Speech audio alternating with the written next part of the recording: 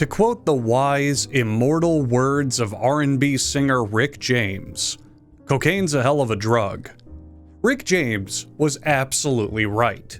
Cocaine is a hell of a drug, and it's a drug that you should never ever do, because it would make you way too cool. Besides the obvious flashy lifestyles and exciting thrill ride-esque conquests that are borderline required if you hook up with the Colombian nose candy, snorting cocaine might just give you superpowers, which everyone knows is the coolest thing of all.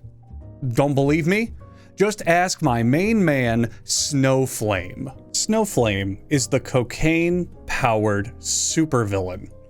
Now let me say that again, because YouTube most likely won't let me put Snowflame the cocaine-powered supervillain in the title because it'll be demonetized and therefore effectively soft-blocked from the whole website. If I can get away with it, I'm gonna do it, but we'll see. Snowflame is the cocaine-powered supervillain. And he's just as awesome as he sounds. He has, as far as my research shows, only made 3 appearances and 1 small cameo in the entirety of the DC Comics library. But he was so prominent that he is in the opening paragraph of the Wikipedia page on the comic series he originated in. Imagine if you looked up Batman on Wikipedia and the first paragraph included a line that said, "The Batman franchise is most famously known for its villain, the Penny Plunderer, a character who uses penny motifs in his crimes." That's how standoutly hilarious Snowflame is, and that's how you secretly advertise another one of your videos, which I'll link in the description. So if we're going to talk about Snowflame, we have to talk about where he came from, because while his subsequent appearances in issues of Catwoman, which good on DC for slotting a debatably pro-drug PSA into one of their most popular characters' rosters, Snowflame's original appearances was in The New Guardians, issue number 2! Who? Now don't blame yourself if you haven't heard of these whack job fuckos. I had no idea who the New Guardians were before making this video, and I had only heard of Snowflame, the cocaine-powered supervillain. So I decided to do my homework.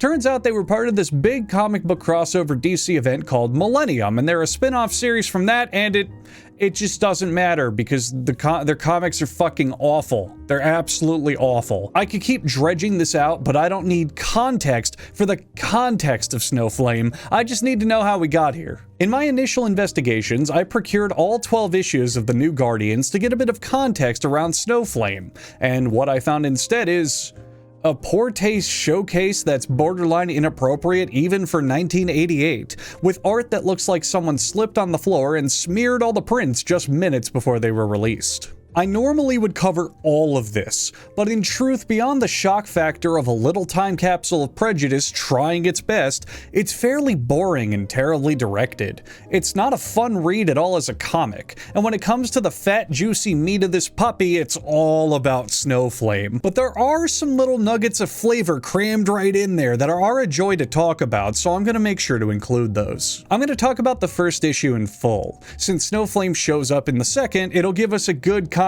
of what we're really dealing with here, because it also features a villain that is probably on par with ridiculous shit that came out of the 80s. Hey, it's time for an ad break! This video is sponsored by Raycon, because did you really honestly think I'd be able to talk about Snowflame, the cocaine-powered supervillain, and escape with my monetization intact? Come on now, folks. That'd be like someone insinuating that Raycon earbuds aren't worth a purchase, because that's just straight-up chicanery. Raycon earbuds work by translating music directly into your ear through the power of wireless magic technology. This incredible feat of human conquest and engineering alone would be lauded the world over, but Raycon also makes sure to get you that wizardry of science at a very affordable price. If you want to feel like a loser, you could hypothetically go to a gas station and grab yourself some wonky sound canisters that may or may not give your ear a deadly infection virus, or you could buy some premium earbud with an overpriced brand slapped on it and never enjoy your music again because you'll be continually asking, why the heck did I just spend so much money on these things? It's only music and music's free to listen to. For half the price of most high-end earbuds, you'll get a product built in-house that's perfect for this death spiral viral economy. You'll also get 2 years of product protection insurance for just a few dollars more. And since I'm well acquainted with your mother, I know you like easy things. So I'm happy to tell you Raycons are super easy to use, have free domestic shipping, can ship internationally, and have a convenient return policy if you slip and hit your head and decide this miracle device isn't for you. My favorite thing to do with Raycons is to go for a brisk jog. But when I'm at home, I utilize the 3 customizable sound profiles and create one that mutes any and all sounds coming from the device. Then I use the noise isolation mode and wear them to block out the tireless cawing of this soul-draining world. Like this! Click the link in the description box or go to buyraycon.com/Huggbees to get 15% off your Raycon purchase. That's buyraycon.com/Huggbees for 15% off your purchase. The comic's first words are a critique on how Reagan's war on drugs has failed, which impresses me because we have potential justification for our sinister speedballer in just the first 29 words. And that there's a new superhero team made of people who are gonna struggle to exist in this crazy isolating time of 1988. Meet the new Guardians. Gloss from China. Ram from Japan. Extraño from Peru. Jet from the UK via Jamaica. Harbinger, raised on a UFO. Fluoro, from that other dimension. You know, that other dimension. Where all the undesirables live that 80s America wants nothing to do with. Russia. The current plot is the new Guardians are using a series of offshore bank accounts to wire money into a strictly low-balled real estate deal on a new headquarters. While Extraño complains that he doesn't know what the fuck he's doing here since the team's ultimate mission is to get fucked and fire out some superhumans to appease the cosmic beings that gifted them superpowers. Why Extraño is a bit confused on his role in all this is a fun little detail that I'll be explaining later. The new Guardians do what every crime-fighting super team does. Fight about who gets to have sex with who, make sure to pipe up over who's a virgin, and then Ram specifically makes sure to explain that he's totally fucked. Oh yeah, he's had sex, it's totally happened, but because he's a Japanese computer monster man, it means he needs love, not cheap thrills. I mean, look at Ram. You can probably run Doom on this guy. What does he need a polite hand job for? Someone get this man a girlfriend, and preferably one that can dual boot into Linux. But fuck, I really have to interrupt myself here. What the fuck am I reading? We're 4 pages into the introductory issue for a new superhero team. You know, ones that you'd want to ideally rival the Justice League or the Avengers or the X-Men or the friendly staff at your local Staples office supply store. But this is no exaggeration. A cast of borderline racist stereotypes describing why their race means they have or have not had sex yet. I understand that they're a spin-off from a crossover event, but you would think the first issue would put a smidgen of effort into explaining what the fuck is happening. I mean, man, now that I'm reading this, I'm kind of surprised Snowflame is what pushed it into the spotlight. The dude just likes drugs. In my mind, that's kind of tame compared to I'm an alien and want to know how Earth women horny but don't know. So the grand picture from what I can kind of figure out is that the cosmic beings who gave this group superpowers did it in so that they would reproduce and create a new race of superpowered people. Then Jet and Harbinger have a superpowered dick measuring contest for absolutely no reason. Then it's off to South Africa. There's some shady experimental shit going on in a lab. Pete Brom, I know that name. Gold medal as a heavyweight. Montreal Olympics, sir. Oh yes, why'd you give up boxing? Respect for my brains, sir, and too much close contact with sweaty blacks. I completed university, devoting myself to improving our race against the... I wish all my men had his dedication. I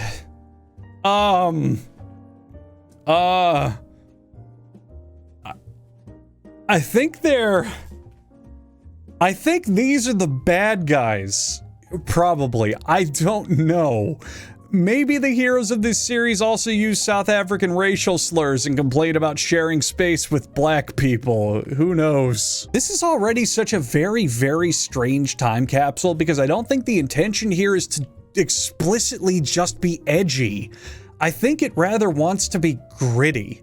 The late 80s into the 90s were a very strong-arm time for shock content, in-your-face writing styles, and off-putting material, but the intention here seems to be to create unfiltered grime on the world with exaggerated characters rather than to just outright offend people. Now, I may be an ancient skeleton coughing up dust, but this comic and the 80s as a whole are before my time. Maybe some ancient artifacts in my comments section can clue me in, but I have a feeling most comic book fans of the 80s wouldn't be so taken aback by this. It'd be the general public complaining who weren't used to such casual tactlessness. And I'm only bringing all this up because YouTube is not a platform for subtlety. And I don't want to interject myself every 5 minutes and say, wow, this is offensive, I do not condone this. Yeah, it is. What did you expect from the origin comic book of Snowflame, the cocaine-powered supervillain? So the villains are in a secret South African lab creating weapons to destroy their enemies, and I'm gonna assume that's the New Guardians, they never really say, and their first creation is the Hemo-Goblin, this little Nosferatu-looking motherfucker. They feed him a test subject, and the fact he's black makes me want to reiterate that disclaimer I mentioned that I wouldn't be bringing up every 5 minutes. The fat white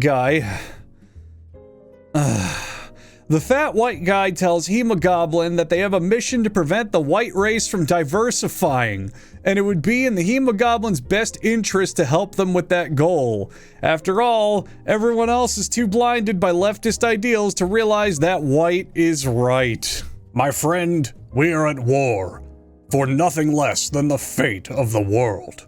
Through endless hardship, we have crafted out the perfect society, but the world that doesn't share it doesn't understand it. Yes! They're too blinded by leftist brotherhood to realize that once the white race is swept into the multitude, the quality of life for everyone goes down the drain. Subtlety! Pete Brom, the man in charge of the Hemo-Goblin, sneaks him into the country by pretending they're Australians. It's a great plan, honestly, seeing the Hemo-Goblin's pale skin, animalistic fangs, and rampant destruction of minorities. He'll fit right in as an Australian. While in a nearby hotel room, the bad dude picks up a secret package left for him while Hemo-Goblin eats a cat. Harbinger then broods on a balcony about how she doesn't know what sex is. Okay, side note, I get 10,001 comments a day on people asking, how does this guy not crack up when he writes these lines? The truth is that when I want to be, I am very, very hard to make laugh. I'm a pretentious comedic writer. I'm so fucking bad, I consider my videos art and not just content. I mean that. Which means I have a fairly high bar alongside very specific taste of what does and doesn't make me laugh.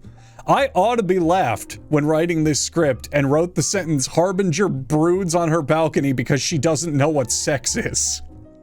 Because it is, without a doubt, one of the most shitposty lines I've ever put down. And yet it's factually 100% accurate. Harbinger's interrupted by Extraño, who tells her sex is overrated, which is incorrect, and that this conversation is friendship, not sex, which is also incorrect depending on your definition of oral sex.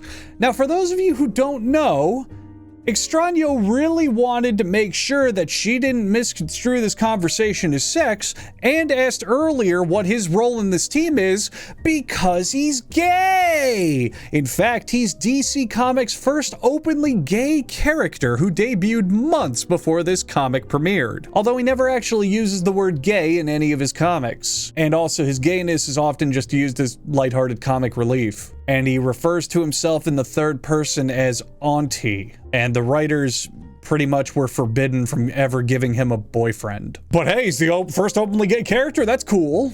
Meanwhile, at a nightclub that looks far more interesting than anything that's actually happened in this comic so far, Gloss and Jet, whose names would put them right at home with the Globo Gym Purple Fighting Cobras, look for some men to ejaculate semen into their wombs. In a shockingly well thought out panel, Pete shows up like a dark angel, the unlit spots in the club's lights contrasting to create a visage of black wings illuminated by a dark golden sunset. It would be incredible framing if it wasn't ruined a single panel later by his big big dumb yowie hands. Pete asks Gloss to dance, heart sends, while Jet incorrectly uses the phrase I and I for a second time this comic. Now, shockingly, out of all of my scholarly pursuits and many accomplishments, I'm not an expert in the studies of Rastafarianism. I was just one class short of graduating before I had to drop out and personally cause Ayafat La Yokol to erupt to fulfill an ancient prophecy that will be occurring in the year 2034. From what I can Google, and hopefully some of you devout Rastamen in the comments can help me out, I and I is a phrase that means all are equal in eyes of God, and is typically used as we, not I. So this chick has been calling herself by a plural moniker this whole time in a bid for the comic book writers to showcase, look, we know the Jamaican words. Jet then storms off because she's still mad that Harbinger has the same superpowers she does and she's not allowed to have any nuance to her character, when suddenly she's attacked by the Hemo-Goblin. Ah! Forgive me for this terrible Jamaican accent coming up. I'm just gonna read the text that's in the comic verbatim. Lord, you are a vampire. Got to twist free. Now! Ah! You bastard! My side! Something's wrong. So... God damn it, this comic is so stupid. So Jet has all these mystical powers that she showcases in the comic, but because she's grumpy, she decides instead of leaving for help or staying in the air where the Hemo-Goblin can't get to her, she needs to take him on 1v1 in a wrestling match. Or I and I, according to these terrible writers. She's got all these sonic blasts and super abilities, but her plan is to karate chop Hemo-Goblin in the arm, and because his limbs are like lead pipes, it doesn't work. The bald bastard gets the super stereotype in a bind, and instead of doing one of 100 different energy-powered escapes, like a close-range energy blast or flying straight up in the air at high speeds, she decides to twist free, and that gets her bitten. Gloss senses something's wrong because they're all physically linked somehow and does this. I don't know what this is. What is this? Really, what the fuck is this? She describes how her superpowers are from nature, so did she turn herself into a plant? Is she using Sonic the Hedgehog's light dash to jet across that energy chasm to 100 rending fists him with open palm slaps? Some more very, very sloppy and confusing fighting ensues until the Hemo-Goblin escapes. Well, to tell you the truth, both these women wonder why they couldn't just be Wonder Woman and not have their respective limitations. Oh, I'll tell you why you can't be Wonder Woman, Chief. It's because Wonder Woman is interesting and iconic. You guys are unexplainable and horny, but in a gross way. When Wonder Woman stands up from a chair that she's sitting in, you preserve it in a museum. When neither of you do that, I quickly and discreetly ask the manager to replace it. Okay, so the last half of this comic is really unimportant. It's a lot of fighting the Hemo-Goblin and minor plot developments, but something that is important to note is that while the New Guardians are bumbling up the job of stopping the Hemo-Goblin super hard, he manages to slash Extraño's throat. And the reason that's important is because, and I'm just gonna read the last page of this issue verbatim. I was listening to the news. Have you been listening? No, we haven't had time. It was you who captured the monster at the airport Hilton. Yes. I had to come tell you if you didn't know. The monster died in captivity. None of us hit him that hard. No, it was his accelerated metabolism. He was already sick. He had AIDS. Hemo-Goblin is a vampire monster who has AIDS, and his first targets just so happen to be a black woman and a gay man. AIDS. Subtlety. Oh, and that's the end of the first issue. Yep. If you haven't fully collapsed the Jenga tower of what the fuck is going on here, allow me to peel the sticky film off of this mystery to expose the clean plastic underneath. The New Guardians were a topical superhero team. Being introduced in 1988, their entire shtick is to fight villains that represent the societal problems of 1988. The difference is, while good superheroes fight moral dilemmas that are representative of a larger picture that can be applicable to nearly any time period, the writers of the New Guardians turned on CNN any given day in 1998 and gesticulated that right there is what our next issue's about. Snowflame obviously represents the cocaine and crack epidemic of the 1980s, and also hopefully represents this comic's line of pulling me back into the realm of interest, because this confusing, regurgitated mess of edginess just doesn't win in any category. Let's give issue 2 a shot and see if the coke connoisseur can hold my attention. Already we're starting out on a much higher note. This is an evocative cover. Let's sidestep the fact that this fresh tasty powder turns out to be drugs. Showcasing a blizzard in the jungle is a very effective way to get idly browsing sweat nerds to say, huh, the fuck's going on here? While the character models and coloring looks like it was all assembled from 1988 clip art shape assets, you gotta give credit to issue 2 for showing at least some level of care and making me care about reading it. Life is hard, and then you die. Now see, it's not life is hard and then you die. If I've learned anything from the 1992 children's novel Illmatic, it's life's a bitch and then you die. You guys have the cojones to have your characters gossip over which supercock they want to gargle, but won't say the word bitch when lifting a quote designed to summarize your themes? Fuck off. But it's fine. That foreshadowed leg right there is thankfully here to save us from this tiring cavalcade of wannabes, because it belongs to Snowflame, the cocaine-powered supervillain. First freak who comes any closer is a dead freak. Jesus, you people are strange. Last chance. Turn around and take your freak show back on the road. The man has obviously never heard of the new Guardians. Then it is time someone expanded his knowledge base. Give us room, please. He is mine. Challenge accepted. I am Snowflame. Every cell of my being burns with white-hot ecstasy. Cocaine is my god, and I am the human instrument of its will. You see before you a man on fire, a man who craves any excuse to burn brighter, any excuse. I feel no pain, Ram, although I relish your feeble attempts to inflict it. How long do you think your silicone chips can stand up to my psychokinetic flames? Don't you understand yet? I burn with thought, accelerated thought, generated by my fantastically heightened mental senses. The more you fight back, the more you fan the fires of my eye, and the stronger I become. As you can see, people, I never patrol these jungles alone. Your visit to Ava Grenada has been terminated. Open fire! We have a problem. Snowflame is cool. Very, very, very cool. Snowflame makes me want to do cocaine. If your comic is supposedly a commentary on the failed war on drugs or an anti-drug PSA, then you shouldn't make the guy promoting the stuff cooler than the superheroes fighting against him. Normally when you see substance abuse in comic books, it comes with a huge load of caveats. If the drugs aren't immediately identified as a crippling problem, then they'll be shown at the forefront as the solution, masking the deeper issue. Sure, the superhuman drug in whatever comic book universe may give you super strength or turn you into an unstoppable behemoth temporarily, but then the rest of the story is gonna focus on the horrifying withdrawal effects, or show that the heroes who do things the conventional way will always prevail over those who take shortcuts. But with Snowflame, his power source is cocaine.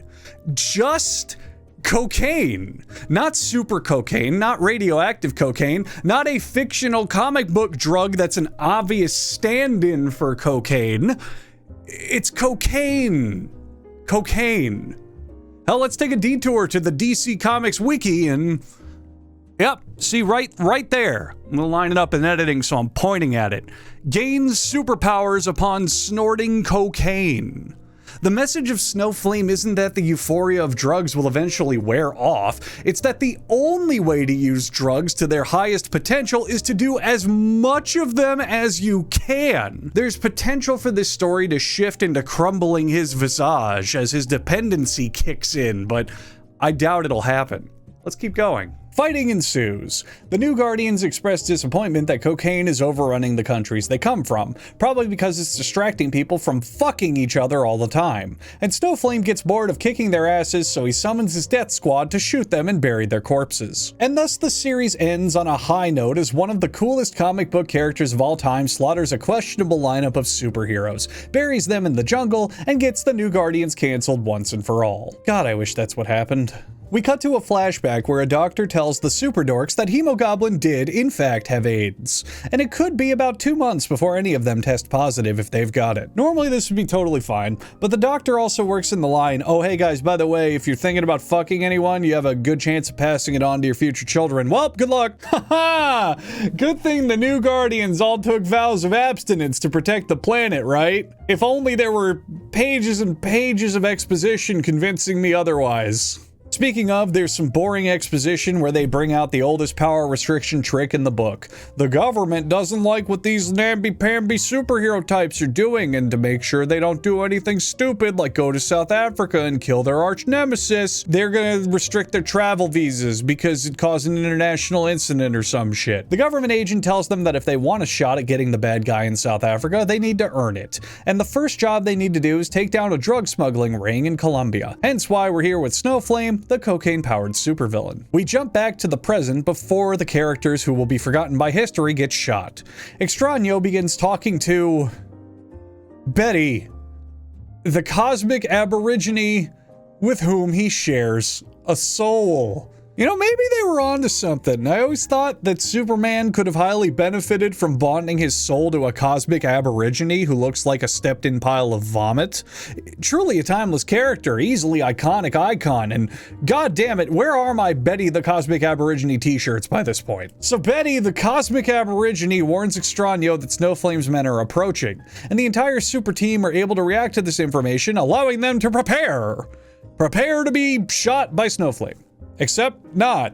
According to Gloss, there's force fields in the Earth that she manipulated using her incredibly convoluted Earth powers to shield them from the bullets. If Snowflame's goons had any semblance of work ethic, they would have confirmed their kills because the commandos decided that a sloppy job was a good job, and now they get to eat a dirt avalanche sandwich until death. Snowflame also commanded, for some reason, that they be buried with all of their personal effects because they respect the dead.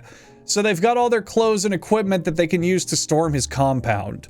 I'm mostly frustrated because this is totally out of character. If Snowflame really were the drug addict he claims to be, he immediately would have been scrounging through their pockets and taken their shoes to sell at the local pawn shop, but whatever. Oh, and before the page ends, we have to make sure we lean towards the racist stereotypes again. As Ram mentions, he has been disgraced and he wants to regain his honor. On the next panel, we immediately see him committing ritualistic suicide while Godzilla destroys the Tokyo Tower. So now that they've faked their deaths successfully, something that doesn't seem to have needed to happen if they just let the bad guys waste their ammo then got up and kicked their asses, the group's plan is to sneak into Snowflame's compound and take him by surprise. They surprise him by snapping two guards' necks using telekinesis. No, I mean really, look at this panel. Look at this smudged up Art Deco piece and tell me what the fuck is happening to these two. This looks equally likely to represent them being knocked unconscious as it does their reaction to overhearing Chubby Checker's The Twist on the radio and being overcome with dance fever. Oh, it turns out they're being knocked unconscious by alpha waves. Yeah. Not even remotely what that does. Then the gang, instead of, I don't know, using alpha waves to incapacitate Snowflame, decide to confront him and mention that his entourage is too high to care about anything anymore, and he's fucked because he can't take on the 6 of them alone. Even though being too high to care is literally Snowflame's superpower, and he was explicitly able to take on them 6v1 earlier in the comic, whatever. Look at this grin. Look at this mischievous trickster's smile. Each and every panel of Snowflame's inclusion just makes me love him more. When you see this smug mug slapped onto a known chaos agent like the Joker, you know there's a trick up his sleeve. But when you see it here on Snowflame, it realistically means just one thing. This man is about to snort a lot of cocaine. Stop him before he ignites! Too late. Too bad. Ah! May this fire burn everlasting! Now I am a true god! Is it possible to fall in love with a fictional character? Oh my god, I think I have tears in my eyes. This is just the most badass thing I've ever seen.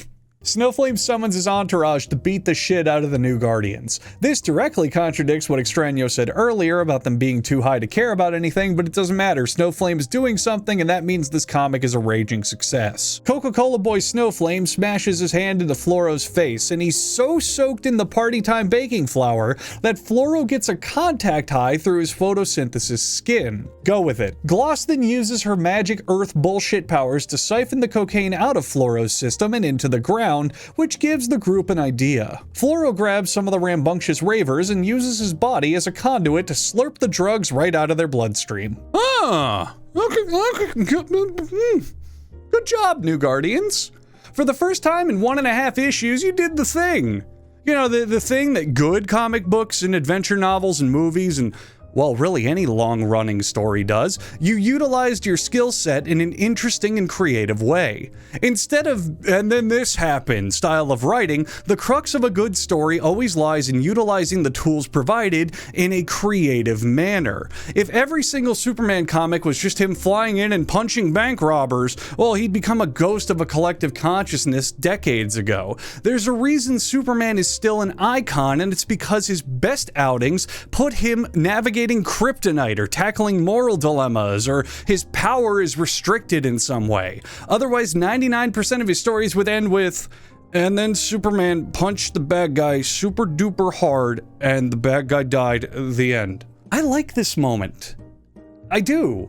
Because the writers are actually utilizing your heroes for a situation that they uniquely could solve. Showcasing them in a flashy pants superpower show-off contest, or having Gloss, for example, continually tell the audience, by the way, my powers come from a dragon in the earth, isn't nearly as compelling as something as simple as having one character say, wait, I have an idea, and then following through with it. Ram is pissed from his Cybertronic sensors getting pissed on by a man coursing with cocaina, so he challenges the Snuff Slinger to one-on-one combat while the rest of the group handles the goons. They end up in the pool, where Ram believes Snowflame is finished because his fire is now extinguished, which is a great safety PSA for anyone watching. Remember kids, if your friend is suffering from a cocaine overdose, particularly one that grants them superpowers, submerge them in water. It should counteract the effects immediately. Snowflame obviously reignites, but Ram works in a quick uppercut that sends Snowflame into the chemical shed, exploding him into a massive fireball that kills him instantly. The comic wraps up with some teen drama, and the lackeys see that doing cocaine is wrong, and then who cares? Seriously, who the fuck cares? Because what the hell is going on here? The moral of this story is cocaine may give you superpowers, but don't do it because you'll die in an explosion? I mean, really, how did the new Guardians in any capacity dissuade anyone from doing cocaine?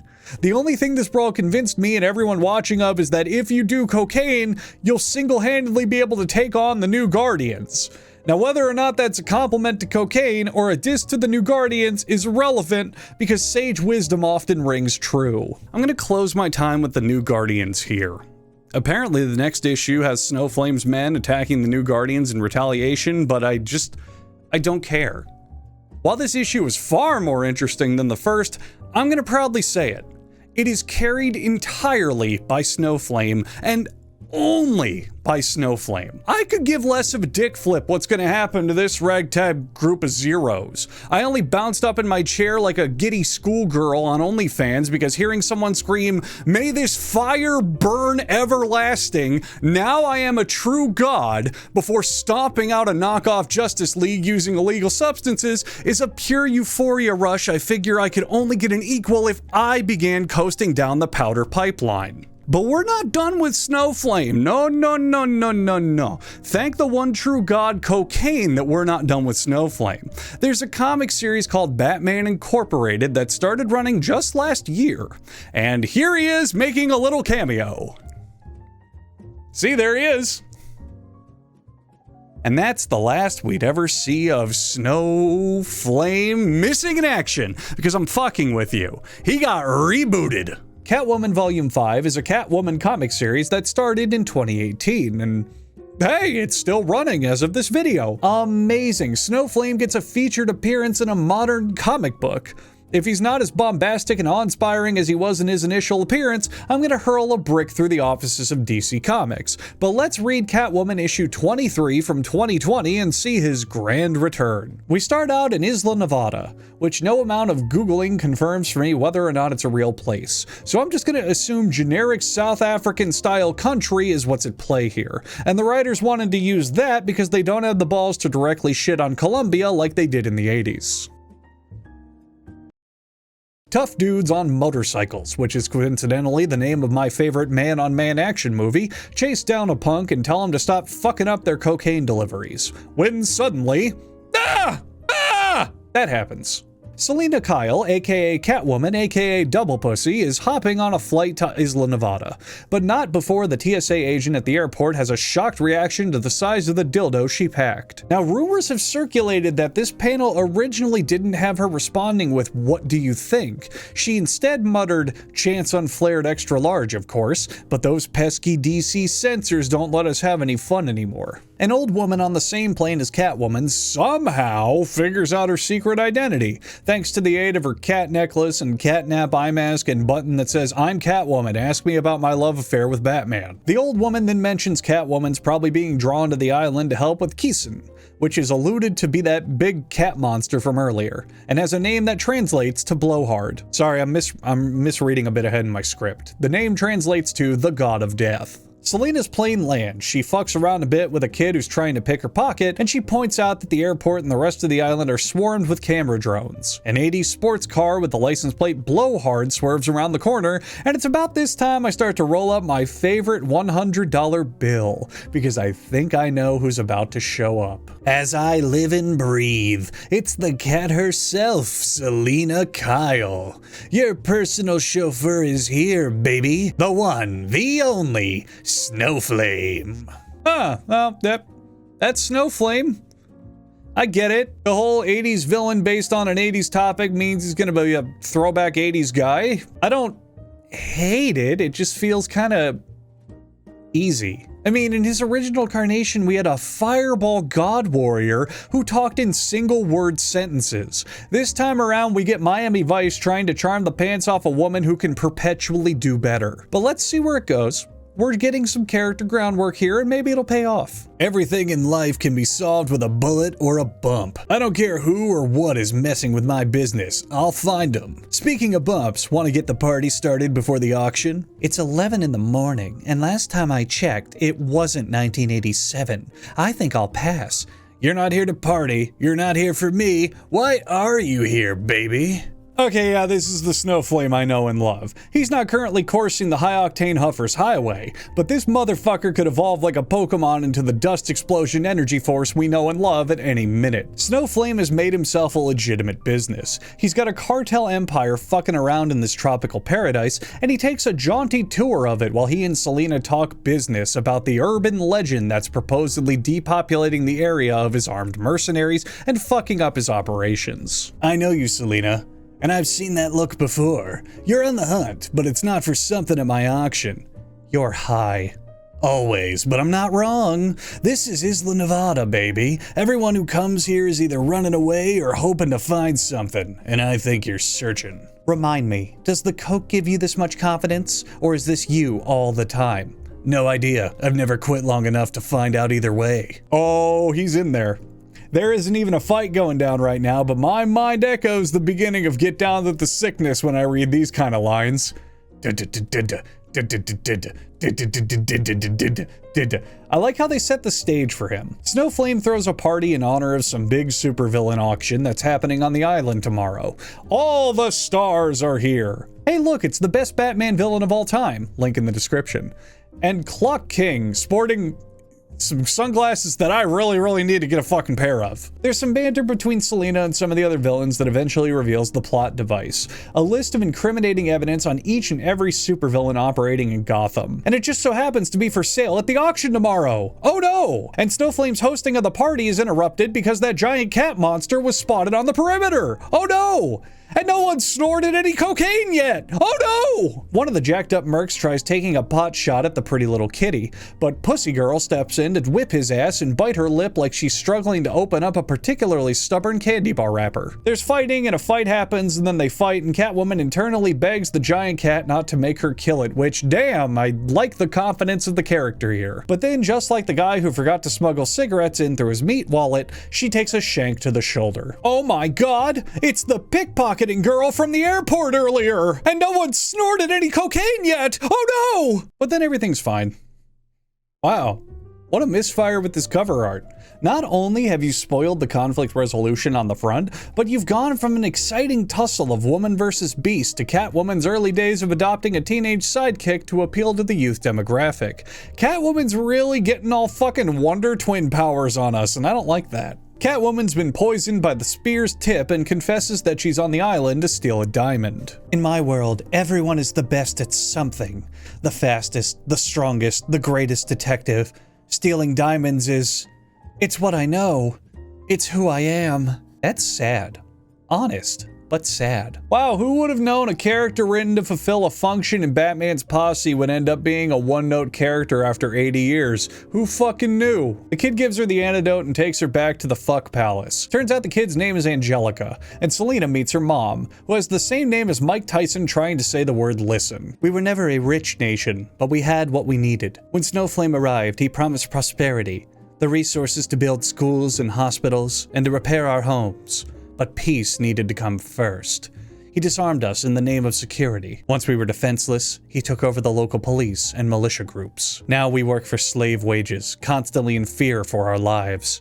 And Snowflame lives in the castle with an army at his back. Oh, I don't like this. They're doing that really weird thing.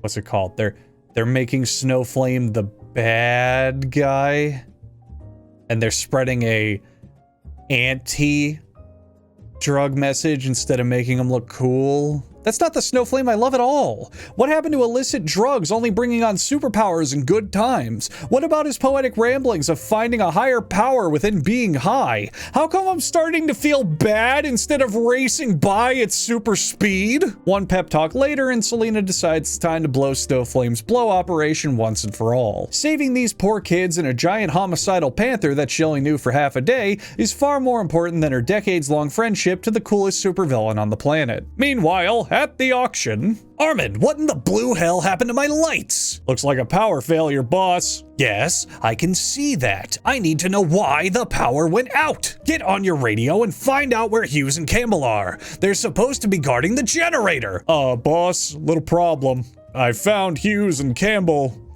or what was left of them. Sanchez, behind you. Ollie, asterisk, $, percentage. Everybody run! The panel work on Snowflame is so good here. I can almost forgive them for working in this really unfunny codpiece canon bit and trying to make him look eccentric? Nonsensical? I don't know what they're trying to do here. Turns out the giant kitty was all a distraction. Catwoman lurks around in Snowflame's office downloading a copy of the plot device list while Snowflame tries his best to get the situation under control. And oh, I'm getting jazzed. I'm getting riled up. I can see the devil in this boy's eyes and it looks fucking promising. A stressful man makes mistakes and a drug-addicted man turns to drugs when he's stressed. And I think it's about time the comic makes mistakes into miracles. You come into my house, destroy my business? You've crossed the line, Selina. You're forcing my hand. This is gonna hurt you a lot more than it hurts me. You know me, baby. I don't even need a safe word. You might want to stand back a little because you're about to feel the heat of Snowflame! Look at this. The rainbowed explosion, the sheer energy of the panel, the flawless font design. This is a perfect panel in comic book history. You cannot make this any better. I'm not even bothered by the fact his outfit looks aggressively Canadian, even though normally that would cause me to throw the book in the trash immediately. I want to turn this into a flag and have it draped over my casket when I die, as I'm buried with full honors at a military funeral. And so the true fight begins, and it's over as soon as it starts, because this is fucking Snowflame. Come on, guys, you really think this would be even remotely close? Just to make sure Catwoman fangirls all over the world don't bitch about her losing an obviously unwinnable fight, they bring back the contact time mechanic from Snowflame's initial appearance and give Catwoman a panel to mention that just being near Snowflame is making her dizzy. That's stupid. Unneeded. Catwoman loses this matchup 0 to 10. I don't give a fuck what power scaling arguments you want to make. In fact, do you want to know the only reason why Catwoman's gonna win this fight? Because she has to win. Because it's a fucking Catwoman comic. Not because it would make any sense, but because it has to happen. She's got some of the antidote from when she was attacked from earlier on her belt and blows it in Snowflame's face. Snowflame responds with exactly what he should say in this situation. Nice try with the antidote. Killing my buzz doesn't drain my power. I can still dish it out and I can still take a oops. You hear that sound? You just flushed this comic down the toilet. Snowflame gains super strength and speed when he inhales cocaine, and he has shown that extinguishing his flame or harshing his buzz does not reduce his power. This kick from Catwoman should do absolutely fuck all. After she pulls this dumb move, and keep in mind that she's doing it while suddenly and dramatically flummoxed with cocaine, Snowflame should laugh it off and then punch his hand straight through her like a Dragon Ball Z character. Don't believe me? Check out the next panel. A spear to the leg, and Snowflame incorrectly starts groveling as he asks what the spear was coated with.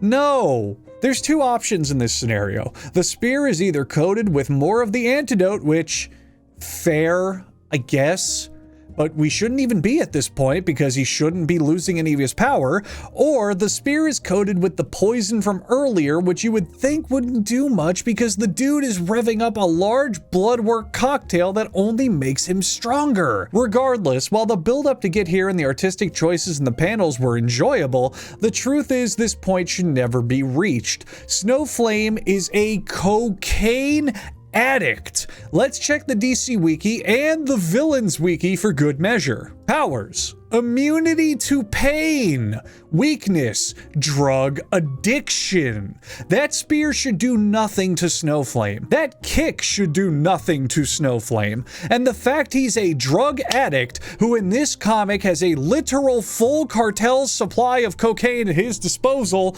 means that he should have blazed up the instant he thought something was wrong instead of running around in his base fucking normal human form trying to fix things.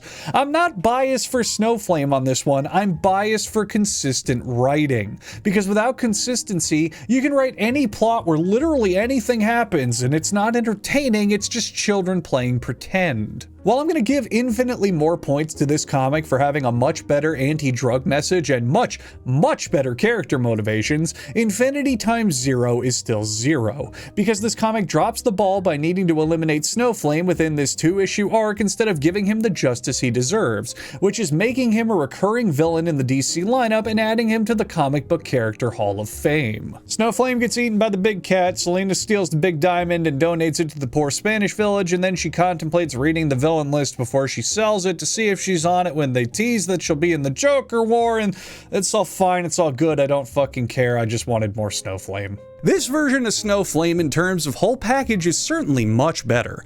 While I think the 80s throwback gimmick is lazy and overdone, it adds very little, the pacing of this story as both an anti-drug PSA and a fun comic book adventure is much more thoughtfully constructed this time around.